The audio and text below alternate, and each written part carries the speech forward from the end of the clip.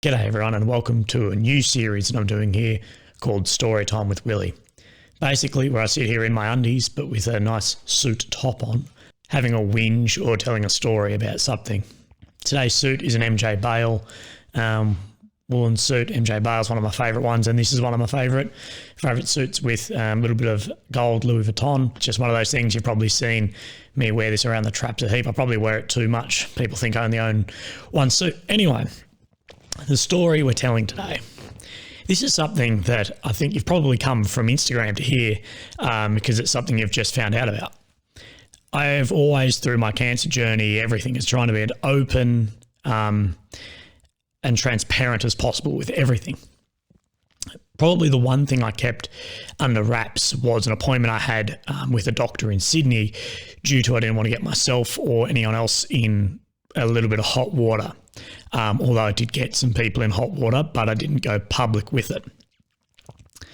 Basically, when I was first diagnosed and even had my first scans, I was offered an opportunity to go and see this world-renowned, world-class doctor. And it was handed to me, like, day one, we want you to go see this guy. And I wanted to so much. You know, his reputation is brilliant. You can probably guess who it is, but I'll leave him out of this. Anyway, every time I saw mainly my rehab coordinator or anyone in the medical centre, it was always, what's happening with this referral to this doctor? That's all I need. All I want to do is go and see this doctor. And it was always, it's waiting, there's admin to be done, whatever, and it never seemed to come through.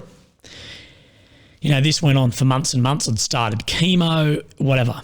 Eventually, like 10 or 11 months in, I was fed up. I had already launched like somewhat of an investigation, I guess, into the medical centre as I was just getting absolutely fucked around, like unbelievably.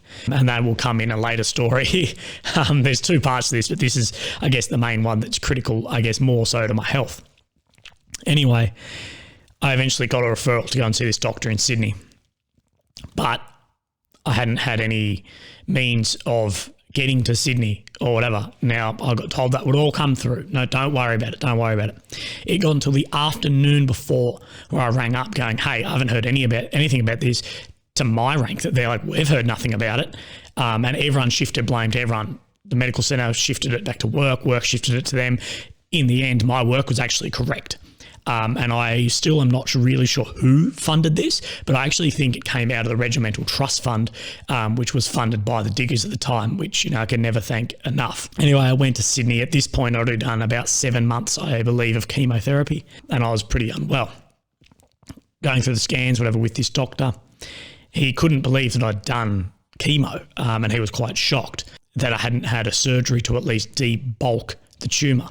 He believed the best course of action would have been debulking the tumour so then there's less tumour for then the chemo to attack and, you know, get rid of a lot of it.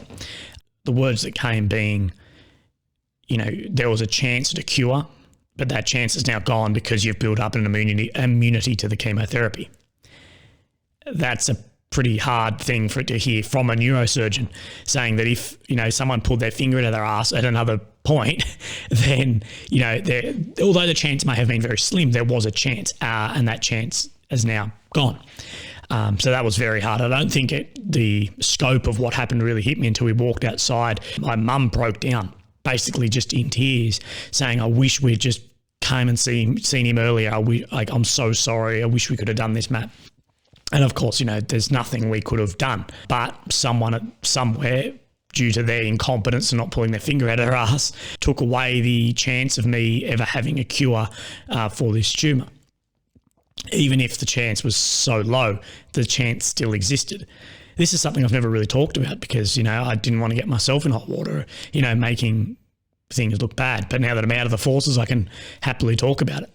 Don't get upset by this. You know, it's something that happened a couple of years back and I've moved on. You know, it's something I've had to accept. Bad stuff like this happens to people all the time. Yeah, but look, these videos like this are going to be released I'm hoping like every Sunday. I'm going to do like a sit down, new suit every time, bit of a piss take, have a talk. They're not all going to be serious stories. I've already filmed another one, which will go up, you know, after this one at some point. That's basically just talking about how like I ran like a Project X party and it was wild. But look, as always, thank you so much for having me. I really appreciate it, guys. Cheers. Another whole funny element to this is that the Department of Veteran Affairs has taken zero responsibility for causation or exacerbation of my tumour, even though, they've had these massive stuff-ups in the Defence Force that, potentially from this could have taken a chance of a cure away. But it's good to know that if you ever get tinea, you'll be covered for life.